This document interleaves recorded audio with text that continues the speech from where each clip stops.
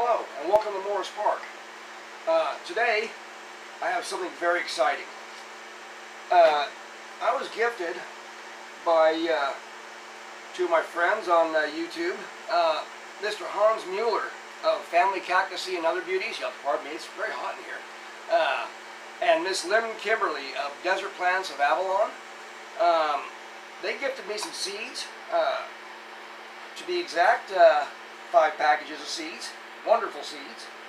I actually wanted to get a video of me actually planting these seeds. But what happened was we had some excitement happen out in front of our place here on the road, and I got kind of interrupted on the video. So unfortunately, I've got them all planted already. What we have here is the Schomburgera truncata, the Christmas cactus, and this is from a very old plant. This plant is 60 years old. Now, I think that's amazing. I love the old plants. I have many plants that are well over 30 years old. I think they're my favorite. But she's been kind enough to give me these 60-year-old plant seeds. And not that the seeds are 60 years old, but the plant is. It's an amazing plant. I've seen it on YouTube. You can go to their channels, and Lynn has some pictures of this plant on her channel. I'm excited to get these things growing here. I think it's amazing. The soil I've used for this is different from the desert cacti. The soil I've used is a peat-based soil for this, since the epiphytic cacti are a forest cacti.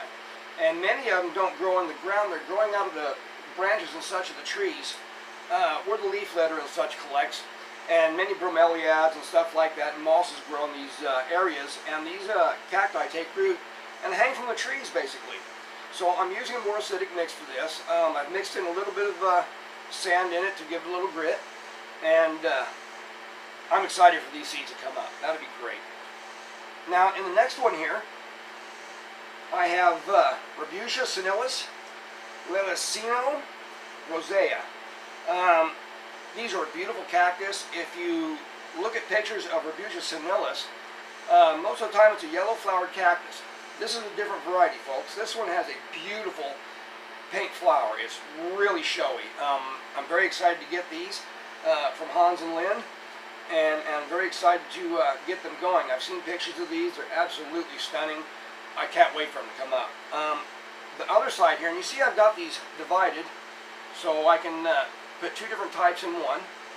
And in the second one I have mellow cactus. Now the mellow cactus is what they also call a Turk's cap. And I don't have any here to show you because about 3 years ago in the freeze they weren't very good with the cold. It got down to 20 degrees in here, and they all died. Along with my astrophytums and a couple of other things. But most of my cactus lived because I kept them so dry and made it through it. I'd say about 90% of what I have lived. And that's a good thing. So I'm going to get my mellow cactus back. These Rebutias, I've never had them before, so that's going to be a real treat also. Thanks, guys. On these, in this one I have Opuntia ficus indica, which is a tree-growing Opuntia. This Opuntia, I used to see it grow in California when I lived there. And they're very large pads, they're huge. And sometimes in the grocery stores you find them as the prickly pears. They're kind of a spineless cactus, and so they're formed pretty much for the fruit and what they call nopalitos. And what that is the pad of the cactus is cut up and cooked and eaten that way.